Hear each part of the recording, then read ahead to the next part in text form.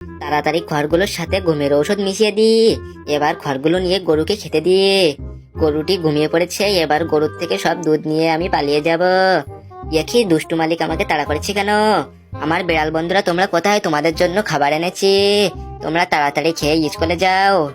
আজকে আমি অনেক টাকা ইনকাম করেছি, সেই টাকা দিয়ে মার্কেট থেকে মালিকের জন্য একটা জুতো কিনে নিয়ে আসলাম। আমার মালিক জুতোটি পেয়ে এত খুশি হয়েছে যে আমাকে নিয়ে ঘুরতে বেরিয়ে গেল। কি আমাদের এত পেট খারাপ হলো কেন? মনে হয় দুষ্টু বিড়াল আমাদেরকে কিছু খাইয়ে দিয়েছে। আরে পুলিশ স্যার তাড়াতাড়ি আসুন আর দুষ্টু বিড়ালকে ধরে নিয়ে যান।